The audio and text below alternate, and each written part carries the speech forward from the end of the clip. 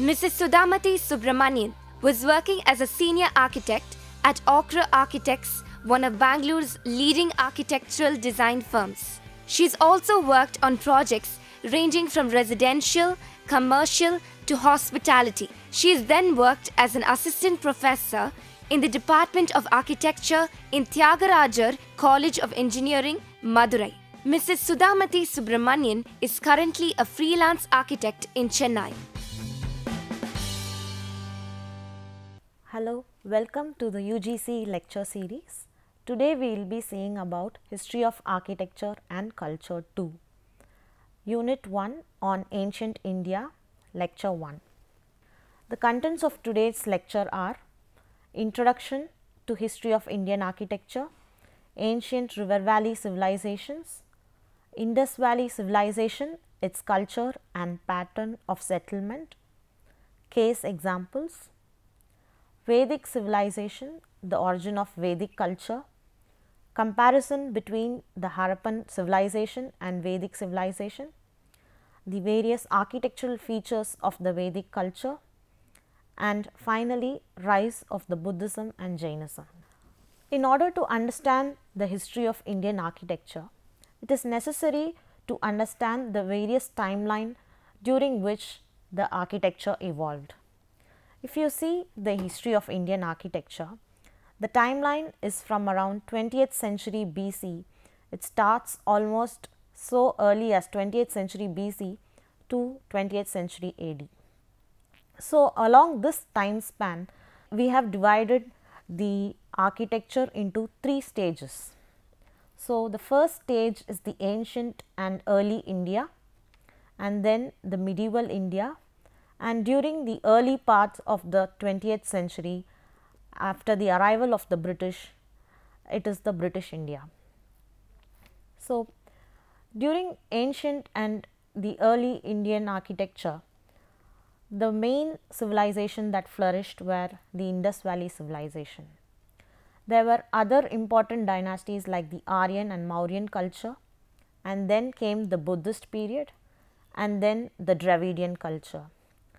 So, these 4 were some of the most important architecture that flourished during the ancient and early India. And then during the medieval Indian period, Chola, the Nayak style, and then after the Islamic invasion, the Islamic people also contributed various styles of architecture, and then the provincial style evolved, and then later the Mughal style. During the early stages of 20th century, after the arrival of the British, Indian architecture was also influenced by their architectural characteristics. That demarcates the colonial period in the Indian architecture, which also gave birth to a new style called the Indo-Saracenic style. So, it is important to understand the history of our country in these 3 stages. So, to begin with, we will start with the ancient Indian architecture. Let us see how it started and originated and later evolved into various stages. In order to understand any architecture or about a civilization, it is important to know how a civilization evolves. As you can see from this map, these are the names of various civilizations that flourished in the world. The Egyptian civilization, the Mesopotamian civilization, the Indus Valley civilization, and the China civilization. As you can see, all these major civilizations were all started along a major river. The river was the lifeline of any major civilization. The Egyptian civilization was built around the river Nile. The Mesopotamian flourished around the Tigris and the Euphrates river, the Indus Valley around the Indus river, and the Chinese civilization around the Yellow river. As you can see from the map, Indus Valley civilization, which formed around the northwestern part of India, is one of the biggest civilizations in the world. Let us have a closer look at the Indus Valley civilization and how it originated. So, As you can see in the map, the Indus Valley flowed into the Arabian Sea, which flows through India and parts of Pakistan, current day Pakistan. So, the major Indus Valley civilization flourished around this belt. The river that you see in the dotted line, the Gagra and Hakra river, is now diminished, but it flourished during the ancient times, and there were many sites that have been found along this river belt. The Mohenjo-daro and Harappa are the two important sites that have been excavated from the Indus Valley civilization belt. There are other sites called the Dholavira, Lothal, which are parts of present day Gujarat. Now, let us have a look at the city planning that existed in the Harappan civilization. The Harappan civilization is well known for the city planning methods that they employed. A Harappan city was divided into two parts, the citadel and the lower town. The citadel was usually located at a higher level and along the western side. The lower town was located on the eastern side and was at a slightly lower level. The citadel usually consisted of public buildings like the bath and the granary, while the lower town consisted of the residential areas and workshops. These residences were constructed on rectangular plots with well laid roads. The houses were usually single or two-story structures and were usually built around a courtyard. Well baked bricks of uniform sizes were used. These houses all were connected to a public drain individually. These drains were laid with a gentle slope and connected to another main drain, and these were formed a gridiron pattern. It is assumed that these drains and streets were well planned and built around the city. In the city of Mohenjo-daro, one of the most important public structure existed called the Great Bath. The Great Bath was a large tank used to store water and probably used for religious purposes. It had walls lined with bitumen and plaster to avoid seepage. It had rooms all around it. The city of Lothal had a bead factory and a huge tank with a storehouse.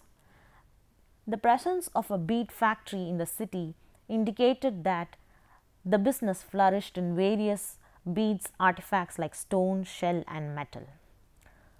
The tank was probably a dockyard for boats that came from the sea and docked for goods to be stored in the storehouse that was located near the tank. In the city of Dholavira, unlike the other Harappan cities, it had three parts: the citadel, middle town and the lower town. The citadel was all built with heavy fortifications with entrance gateways. So, now we saw about the basic planning aspects of the Harappan architecture.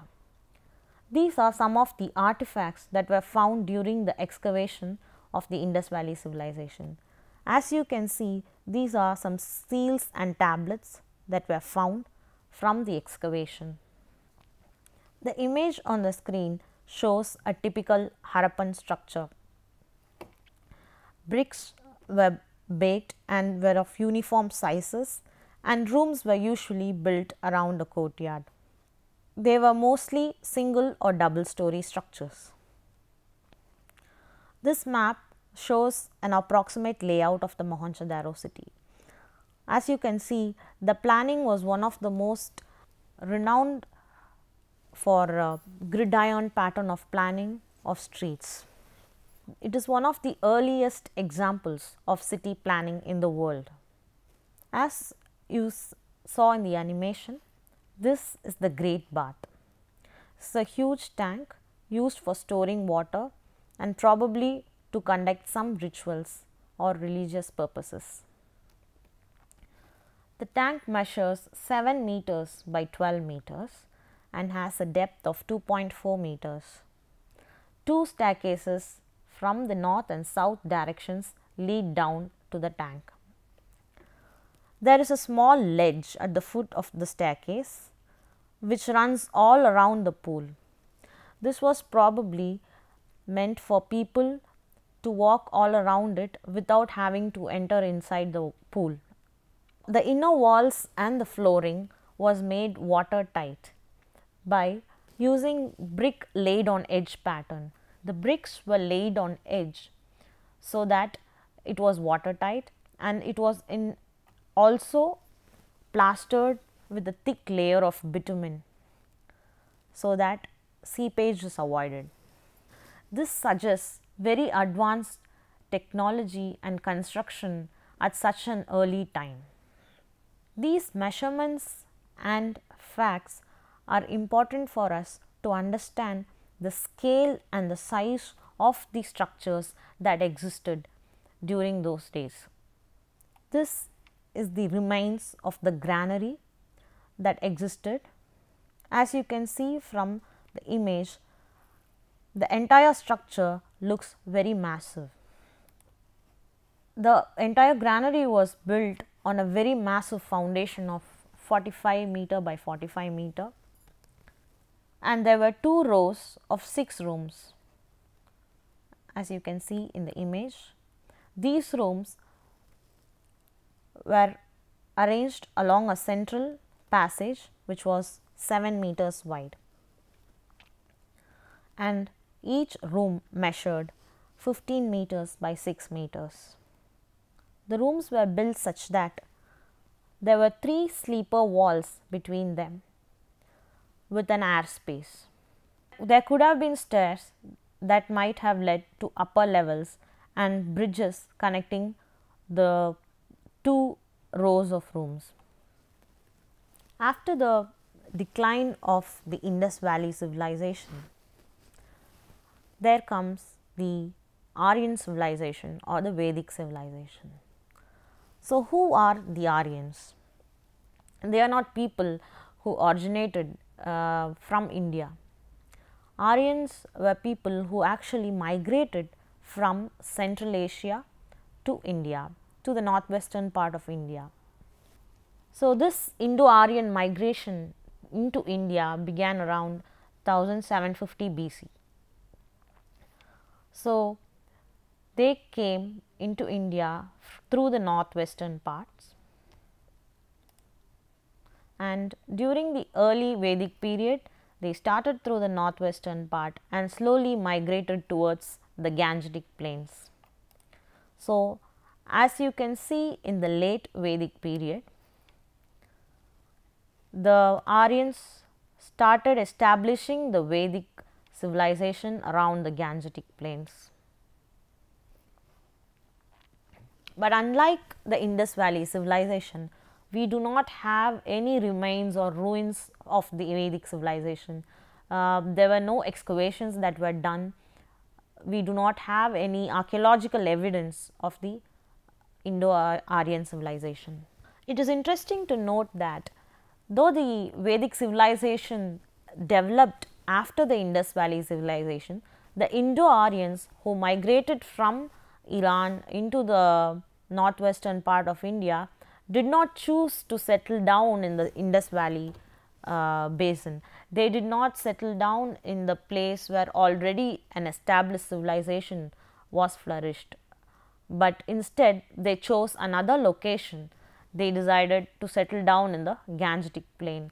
So, they did not start from what was left over. They started an entirely new place and a new civilization. So, the Aryans had to clear forests that were existed, and they created their own space and settled in small villages. So, let us have a small comparative study between the Indus civilization and the Vedic civilization.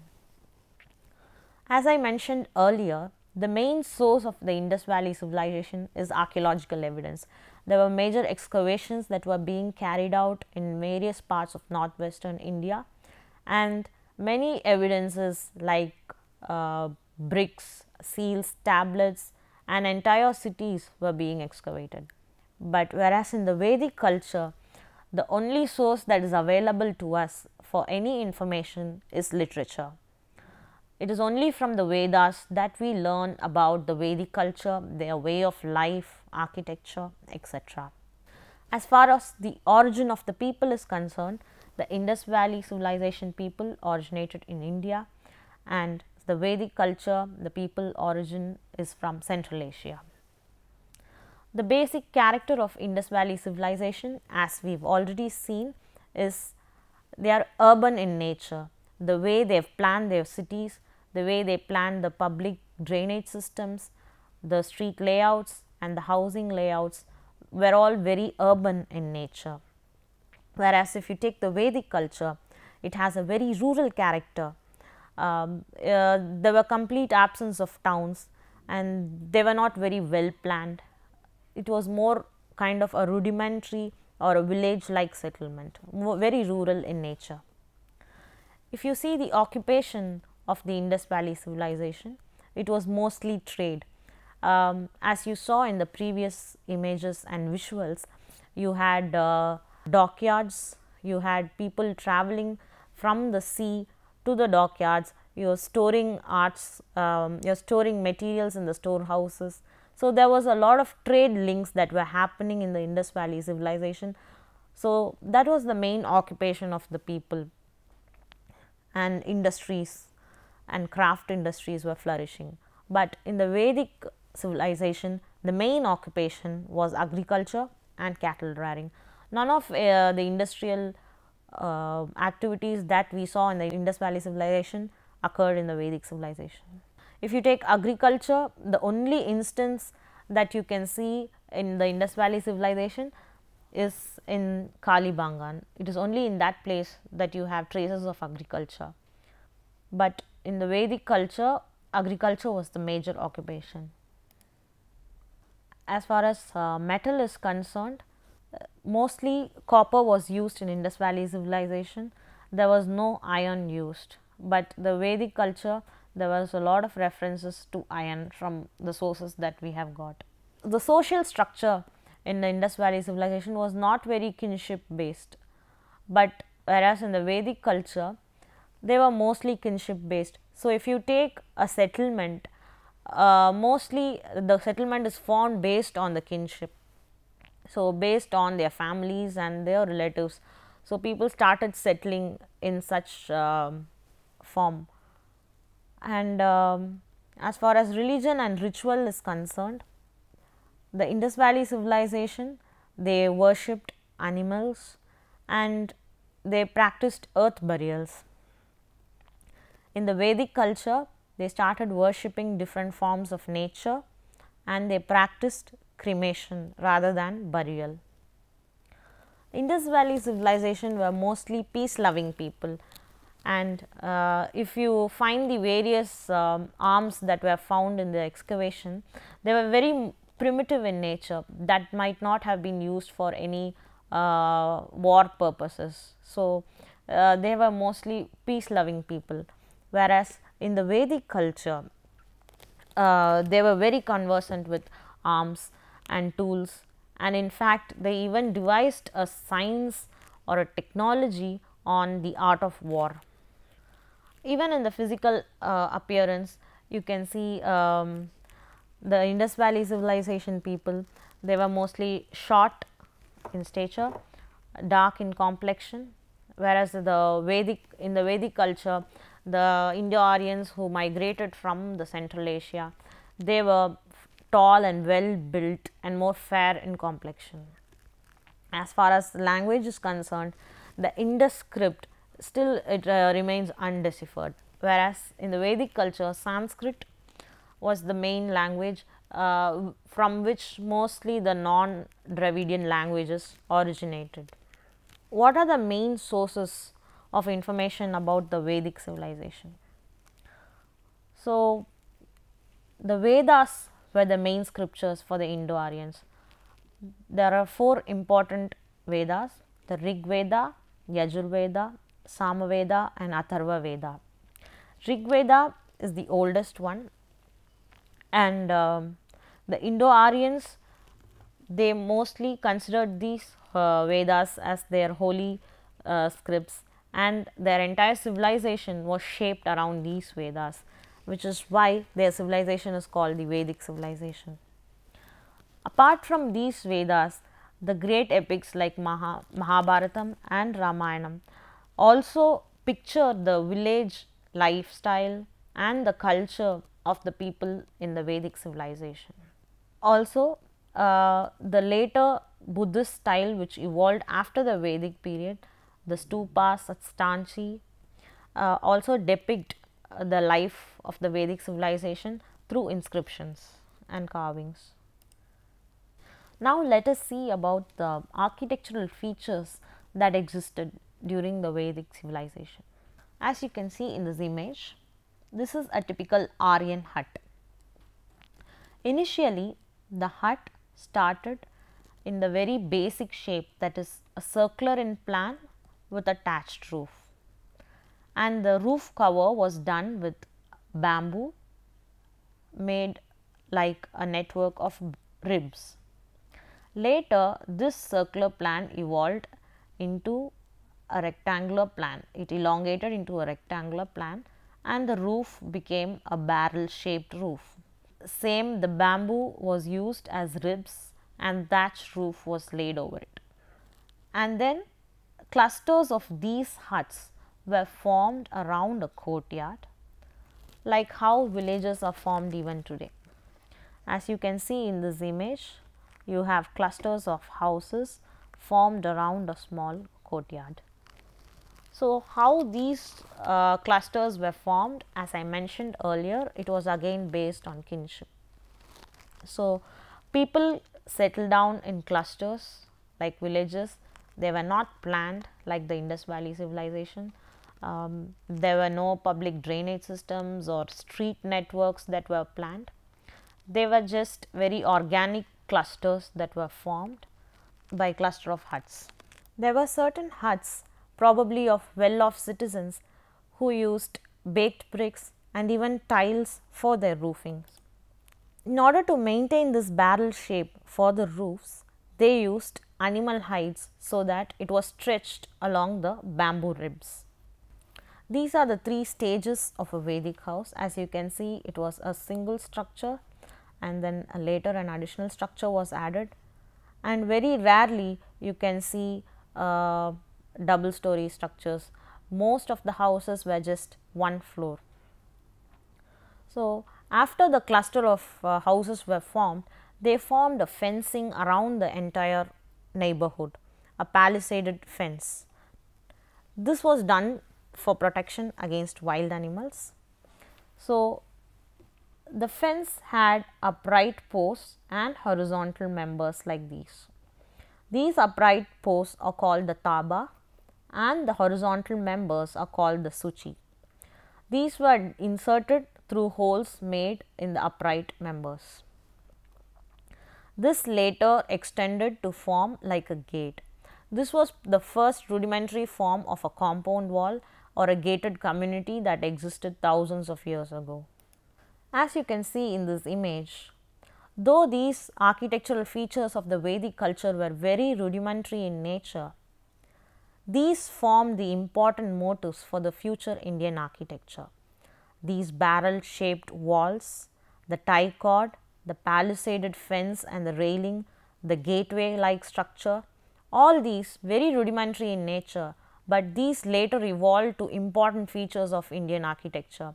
This was later imitated in stone and other material in Buddhist architecture and other styles which formed important parts of Indian architecture. Even today, huts in Orissa carry the influence of this style of architecture.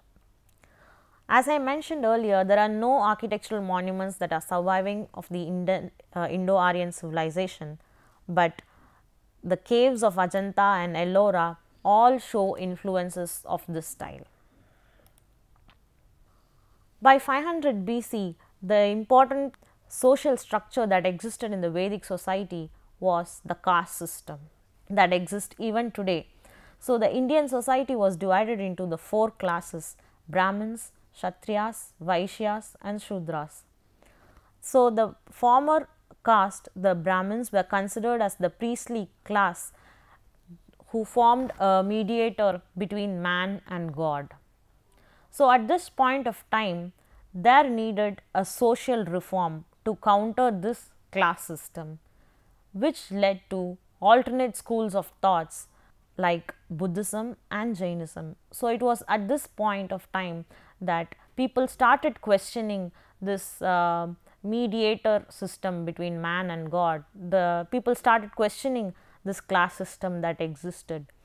So, people like Buddha and Mahavira came into picture and started an entirely new schools of thoughts, which led to the rise of Buddhism and Jainism, which we will be seeing in detail in the next few lectures.